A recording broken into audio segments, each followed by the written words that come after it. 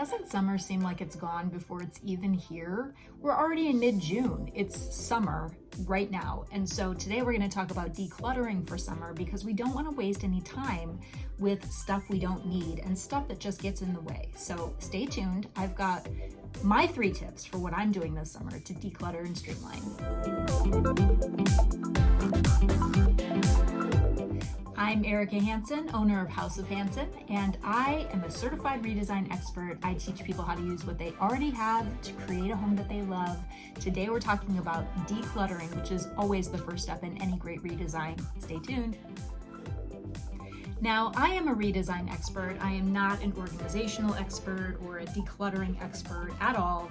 But when you do a redesign, the very first step is to get rid of the stuff that you don't need and to streamline as much as possible. So I do know a thing or two about getting rid of the non-essentials.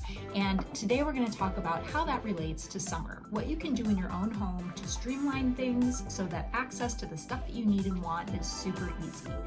My very first spot where I love to declutter in the summer is the kitchen. And when I say the kitchen, I mean specifically the fridge and the pantry. And no, it's not the most fun job, but it is one of the most rewarding because when you have all of that stuff that's expired, that you never use, that you forgot was even in your fridge or pantry, it's so refreshing. It's like a breath of fresh air. It's a little bit of a mental health boost. So get into that kitchen. Take the time, clear out that pantry, literally get rid of the stuff that you do not need, want, or that's expired, and move on with life. Same thing for the fridge, because you know what? You're gonna have a lot of fresh produce. You're gonna have all of those 9 by 13 pans of yummy stuff that you're gonna be taking to all of the cookouts and things that you're going to. And so you need to make room. So number 1, kitchen. Spot number 2, where I love to declutter, is in your entryway, or if you have some sort of a mud room or a laundry room where you throw all of the stuff when you get home. That's the next spot that I love to declutter in the summer.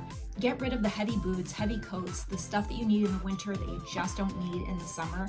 And you can have a little bit of decorating fun with this as well. Maybe replace some of those coats and jackets with things like beach towels and throw the flip-flops into that space instead of the boots and heavy shoes.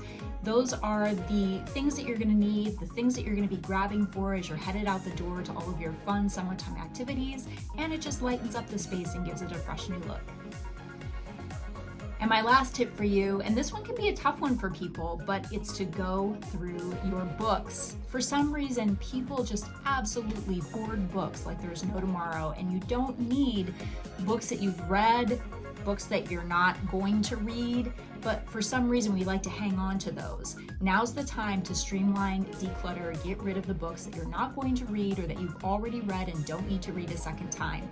Just go through, thin them out, because this also gives you a great way to easily grab and reach for those books you do want to read over the summer when you're laying by the pool or lounging in the backyard. So make your life easier, get rid of the books that you don't want. That's my 3rd tip. Okay, I just gave you my personal 3 tips for what I'm doing to declutter and make my life stress-free this summer. I hope you can do the same.